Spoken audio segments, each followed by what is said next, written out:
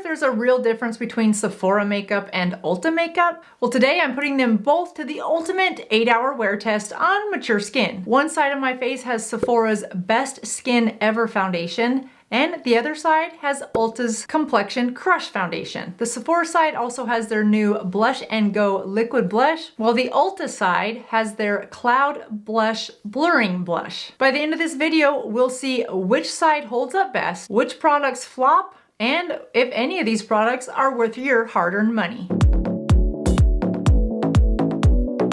So to properly review these products, of course, we have to start from the application to get all the way to the wear test. So that's what we're gonna do. I'm gonna take you guys through the application process. We're gonna do a little bit of a deep dive into the 2 Sephora products and the 2 Ulta products. And then at the end of this video, we're gonna come back on and see how they wore after about 8 hours. Now for point of reference, I am oily through the T-zone, right about to here. I'm not really oily on my chin, and then normal to somewhat dry on the cheeks. That'll be important for us to evaluate how these products wear under different skin conditions. And then again, at the end, when we go to look in at the 8 hours, we'll see if there's any breakup in the oily areas, which is where I typically would expect to see that. Big thanks to Nikki, who is a subscriber and a channel ambassador, for making this suggestion. I love the idea. I had thought about it a couple years ago, but I know many of you watch from Canada.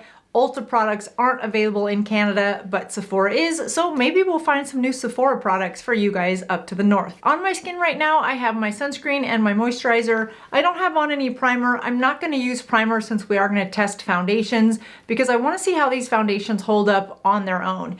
If you want to add a primer, then you'll at least know on the days that you can't, how are they going to work. All right, first up is the Sephora Best Skin Ever. This sells for $22, although it is on sale in the US right now at the day of this filming for $15.40. So that's good news. It comes in 44 shades. It's a medium coverage natural finish.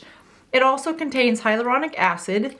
I have not used it yet, and I have it in color 10N. You can see for a liquid foundation, it's not really runny at all. I'm excited to see how I color matched on this one. We'll see. Not only does it have hyaluronic acid, and the website says that it adds hydration for up to 12 hours, this also has red algae extract, which is good for hydration, and brown algae extract, which is good to help protect your skin's barrier. Now this has a 4-star review on the Sephora website with over 1,700 reviews, so I think that's pretty good. All right, so here's the discoloration that I have underneath my eyes, a couple of freckles that I'm not a fan of. I don't mind covering those up, and again, it's medium coverage. As you know, I like to put on my foundation with a big fluffy brush. Now this is a water-based foundation, so it should blend really nicely with any of your water-based concealers, which I use the Estee Lauder Double Wear Stay in Place 24-hour concealer, and it is also water-based. So we should have no problems. Because I'm pretty impressed that 10N, is it? Yes, 10N is a perfect match for me. The nice thing about going into both of these stores to find a color match is they had samples. So unlike what you typically will find at the drugstore, you can sample them to see how they're gonna match. Sephora is not cruelty-free, it's important to know that. Also, $22 for this foundation is about $5 more than the Maybelline Stay in Place Skin Tint that I love. Remember that CoverGirl that we tested is also $22. So kind of put that in perspective. Will this wear better than the $22 CoverGirl? And again, this is on sale for $15.40, which I think is a really good deal. I'm loving the coverage. It does leave a natural finish, so I don't feel like it is too cakey at all. It doesn't look cakey in person. In just a second, we'll be able to compare the coverage to the other side. Blends out really nicely. Again, that's a good color match for me. And I love that it's a water-based. I mean, that's good coverage. It's not heavy. It does, here's my skin with just moisturizer on it, so it has a nice glow. This leaves a nice natural finish. It's not matte. I'm curious to see if there's any oxidation with this, which we will know here in a second. So there we go. Applied really easy. You saw it didn't take very much at all to give me good coverage, and I don't see it settling into any lines. All right, so let's meet the contender on the other side. This is the Ulta's Complexion Crush Foundation. This one is cruelty-free. It comes in 22 shades. This is also medium coverage, natural finish. Like the Sephora, it has hyaluronic acid. This one has vitamin E to also help with the hydration. And the website for Ulta says that this is blendable and buildable. So we will see. You can tell it's a little thicker. So there's the Ulta. There's the Sephora. I guess they're about the same in thickness. Now, based on those two shades, clearly the medium neutral that I got in Ulta is going to be way too dark. It's probably a better contour shade for me. So we'll see how I go about my day for the next 8 hours with a very unmatched face. What was I thinking? Well, this will be really dark, but we're gonna have to go with it because it's what we've got and we need to test it.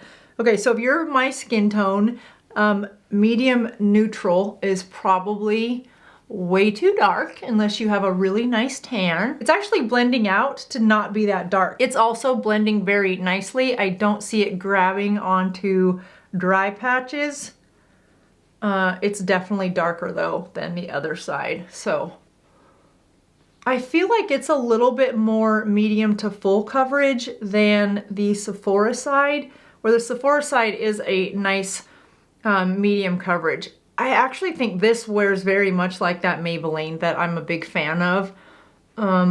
So we will see. I'm curious with as dark as the Complexion Crush Foundation is, if it will oxidize.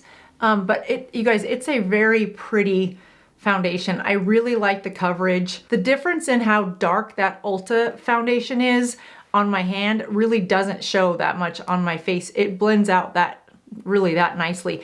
Now I do see a little more glow on the Ulta side versus the Sephora side. I feel like it's dried down a little bit, so we'll give this a little bit of time to do the same. And the Ulta is $16. That's really good coverage for a $16 foundation. Versus again, $15.40 right now, but it's normally $22. So far, really, I'm impressed with both of these foundations. I don't feel like this one's oxidized and this one doesn't have quite enough time yet. But the real test will be, do they settle into fine lines? So now that we have on both the foundations, they look really pretty. I can say that the Sephora side is definitely more of a medium coverage, sheer to medium probably, where the Ulta is more of a medium, closer to full coverage. Very pretty though. This would rival many of my top end foundations that are full coverage natural finish. I love both sides of it depending on what kind of a makeup look I'm going for. So we'll see if they settle into fine lines or oxidize as the day goes on. I do want to add just a little bit of concealer, and again I'm using the Estee Lauder Double Wear, which is a water-based concealer. Just gonna go over my under eye area a little bit to take down some of the purple and just to make sure that these both blend nicely with a water-based concealer, which it looks like they do.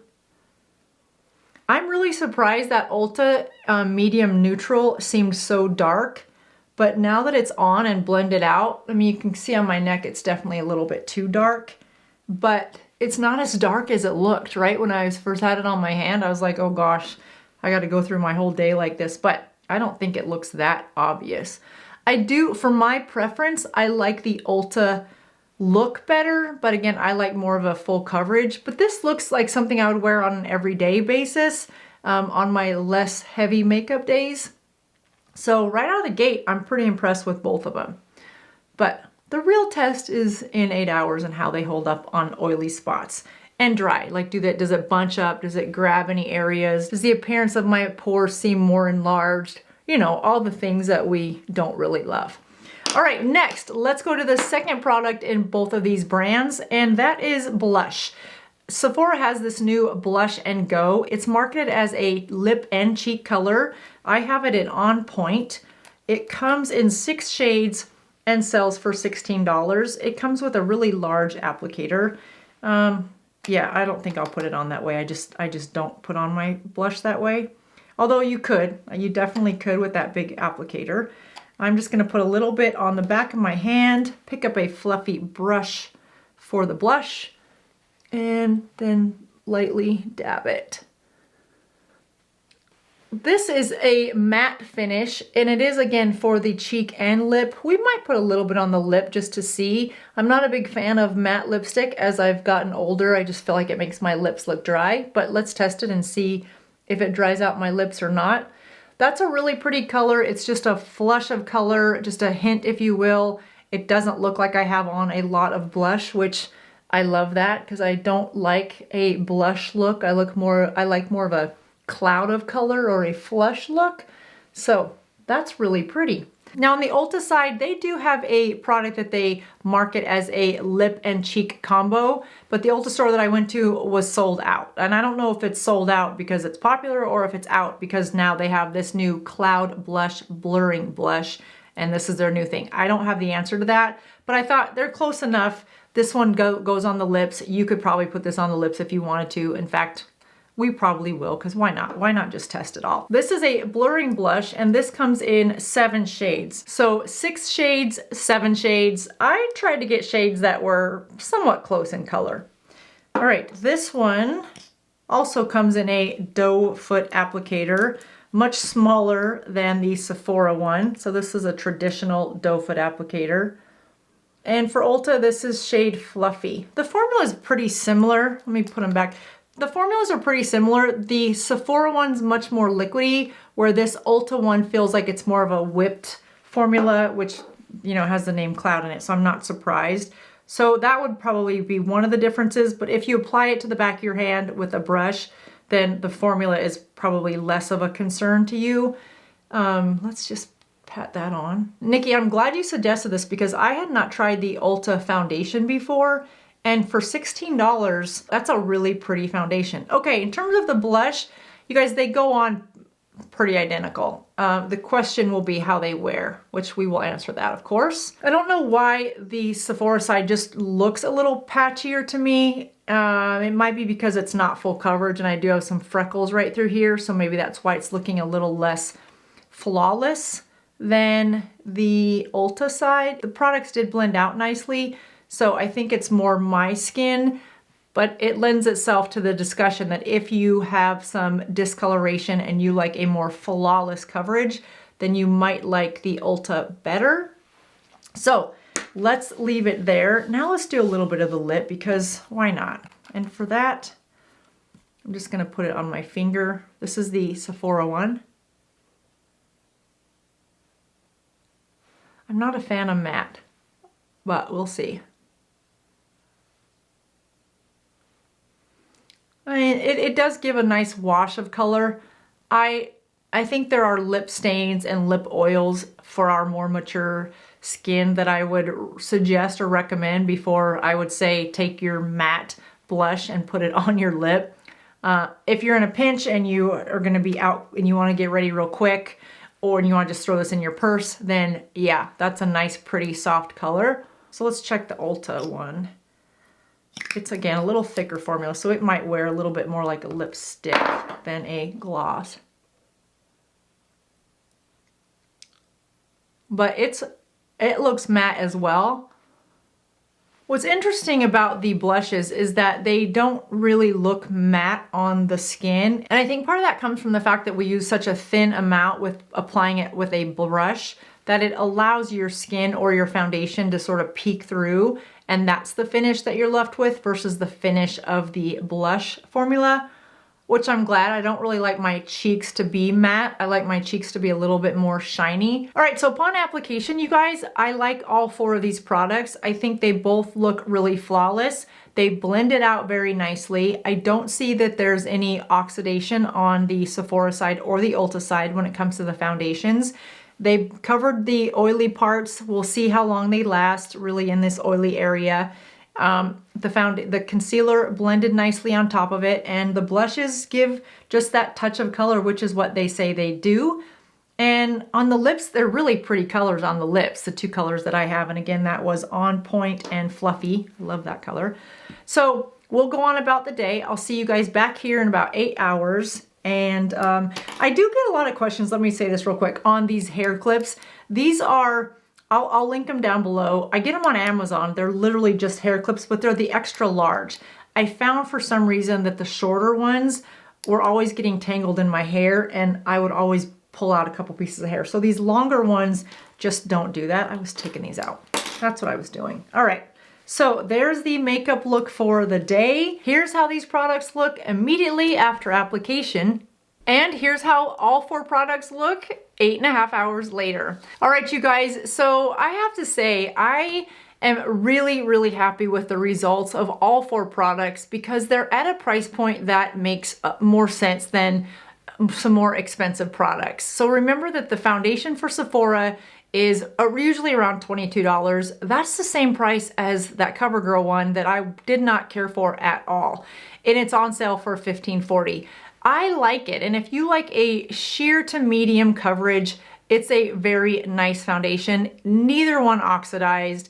Neither one settled into fine lines and wrinkles. My oil did not break through. And remember, we didn't have a primer first, and we didn't use a setting powder or a setting spray either. I also did not apply a powder contour or a powder bronzer. I didn't apply powder anything. So for both of these foundations to have held up that long on more mature skin, they both get a thumbs up for me. Now, personally, I like the overall look of the Ulta Complexion Crush better because I like a little bit more than medium, not necessarily full, but a little more on the other side of medium coverage. That's just my personal preference. I think the finishes on both are really pretty. It just comes down to coverage for me, and that's where this one comes in. And this one's only $16. So if I had a girlfriend call me and say, I only have 20 bucks, what is the best foundation I can buy for my more mature skin? I would ask them what kind of coverage they want. If they want more of a sheer to medium, I would tell them that Maybelline Super Stay Skin Tint. If they like a little bit more medium to full, I would, without hesitation, say to get this Complexion Crush. So really, really happy. And again, the one by Sephora is just fine. I just like a little bit more coverage. And I think this one wore less patchy, but this one didn't wear patchy-ish. I just think this one looked better. And you can kind of see that in the video as I was going through editing it. I'm like, I really like the way this one looks better, not only on camera, but in person as well. All right, so now let's go down to the blushes, and they're both great. I would not apply this, let me put it on the right hand so we don't get confused. I liked both of them. I actually like the way this one wore better also. I felt like it blended out more like a cloud, and that's what the name is. I would not hesitate to wear this either. And again, this was Color Fluffy. This one was fine. I just felt like the 2 Sephora products just didn't blend as seamless as the 2 Ulta products. And so as you add other products from other brands on top of the Sephora one, I'm just not confident that you would like the look. Knowing how well the 2 Ulta products wore together and blended together, I just thought it was a more seamless overall look. And as I was starting to say, because this is a matte finish on the cheeks, I would not put it on the lips. My lips definitely felt more dry as the day went on. Neither one of these make a good lip product. I think in a pinch, yes, you can splash some color and out the door, or splash some color and run into dinner if you need to. So both were good. I like the Ulta better. So I'm not opposed to Sephora products. In fact, I will keep trying them, but so far, you guys, I shied away from Ulta products only because when you're in Ulta, there's a lot of other products to try, and the Ulta products are always up against that one wall before you check out. By the time I get to that side where I'm about to check out, I already have everything in my hand that I want. I kind of ignore the Ulta collection wall. So shame on me, lesson learned. Big fan of both of these Ulta products. This video is not sponsored. I went into both of these stores, purchased all these products myself. So this is a very unbiased, truthful, authentic, genuine review of all 4 products. And yeah, big fan of these. Big fan. Well, that does it for me today, you guys. Happy Mother's Day to all of you moms out there. Thanks so much for watching. I hope you enjoy your special day, and I'll see you in just a couple days. Thanks for watching. Bye-bye.